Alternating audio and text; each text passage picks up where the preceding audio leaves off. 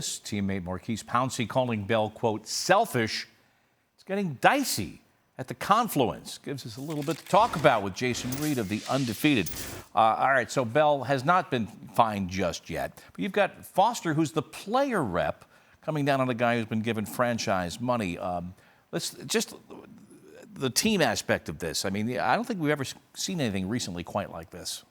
No, Bob, not like this. You're talking about a guy who's been tagged twice now.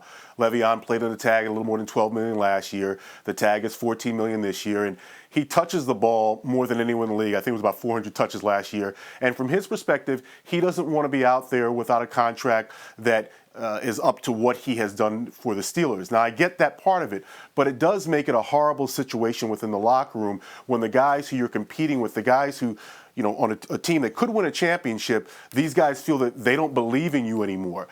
It's gone from a bad situation to a horrible situation, and he can still become a free agent, Bob, as long as I think he signs by week 11. Yeah. It would cost him more than $850,000 a week, but if he stays out that long, I don't know how he goes back there. I don't know how he goes back into that locker room. If you want an example, if you're on the management side watching this from a distance, how money can fracture the solidarity in the ranks of the team, here's Exhibit A. Around the corner, what are those negotiations coming in the next year? Absolutely. And when you look at it and you see this dynamic of, look, these guys have to get paid. It's about, they have a very short window. I get that.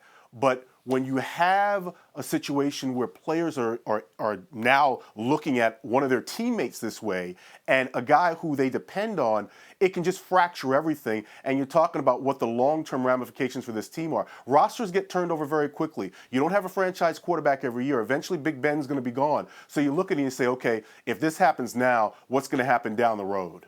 All right, let's talk about Colin Kaepernick and Nike in the National Football League. A rare moment of unity as the league put out a statement supporting the attention to the social issues that Kaepernick talks about. And the union thanked the league and the spokeswoman for making that statement. But that notwithstanding, what do you make of this awkward trio of people gathered around this one event as we wait for the commercial tonight? Well, clearly this is not something the NFL you would think would be happy about.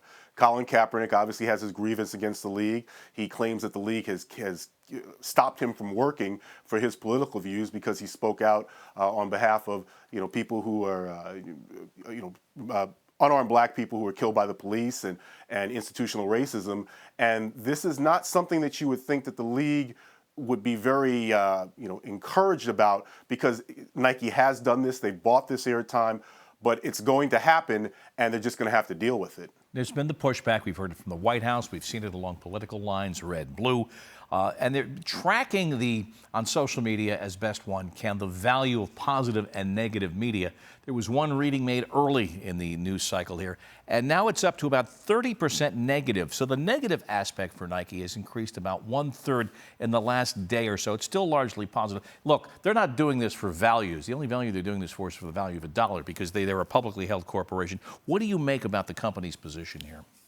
Well, Bob, what I'd really like to what I'd like to see is Nike's internal cost-benefit analysis, because clearly when they were thinking about doing this, they had a determination of, well, what are we going to get out of this? They're not just doing this just to troll the NFL, obviously. So we don't know what those numbers are, but I would suspect that Nike's going to come out okay on this. All right, let's move on to the issue of the national anthem. And that's not the issue, we understand that, but from the standpoint of possible player discipline, which will not be imposed because of the standstill agreement, that's the way it's referred to. There have been some discussions. There have been some reports of a possible agreement to amend the policy further. That's not going to happen by tonight. Where does this all stand? Well, there's been some talk out there about maybe moderate owners would be open if the union were to say, okay, we support not protesting, we support standing for the anthem, and then owners then would not penalize players. They would not be subject to disciplinary action.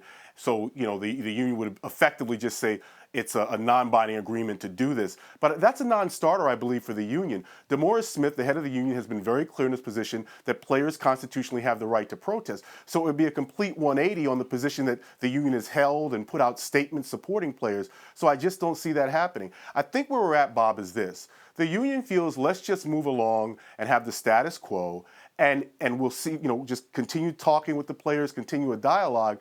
I don't see how anything gets resolved this year unless the owners just unilaterally say once again, no, we're going to enforce the policy we approved in May, and that's just it. And I think that would be a very problematic position for the owners to take. Probable nothing, but what the players are seeing, just like with the Steelers showing divisions among the players, divisions among the owners on the anthem discipline issue.